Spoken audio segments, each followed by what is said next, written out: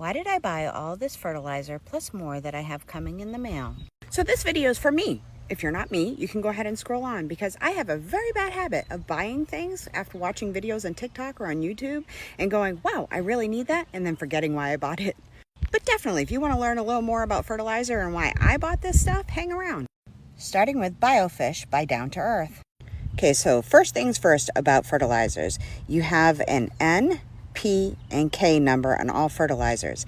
The N is nitrogen, P is phosphorus, and K is potassium.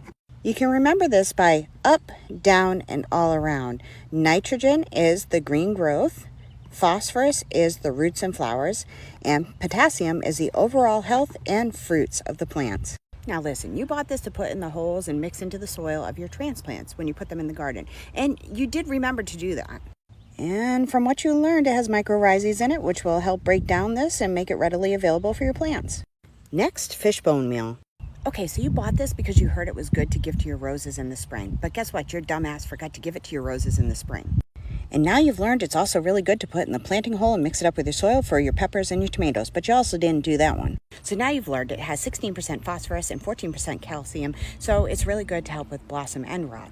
But blossom end rot is often caused by inconsistent watering, so just keep that in mind. So because your dumbass didn't use this when you transplanted your tomatoes and your peppers, you're going to go ahead and work this into the top of your soil now that you're starting to see some flowers on your plants. Now this you bought as your KISS fertilizer. You know, keep it simple, stupid. You bought this to give to your plants as needed or when they're fruiting or flowering.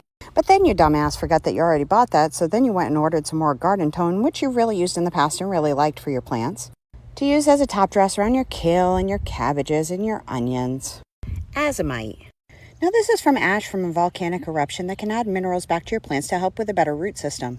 Ding dong, you were supposed to add this before you planted anything. So now that you forgot to do that, make sure you do it in the fall when you're putting things to bed. Now, tomato tone. This has a 3-4-6. We've used this a lot in the past, and we like to use this when we see flowers on our tomato plants as a top dress and when we start to see fruit.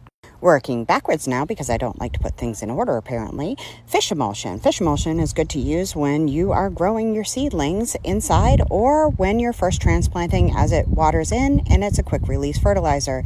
If you start to see any yellowing on your plants, you can go ahead and use this to give your plants a boost. Now, blood meal. You use this one a lot to go around your garden to deter the rabbits from coming in or the deers from coming in, and you use this to fertilize your onions in the spring. And you also need to go ahead and give some blood meal to your squash before they start vining out. Just not too much because it could burn your plant. And we're out of time, so be sure to like and follow for more content like this and much more if you hung around from my note to myself.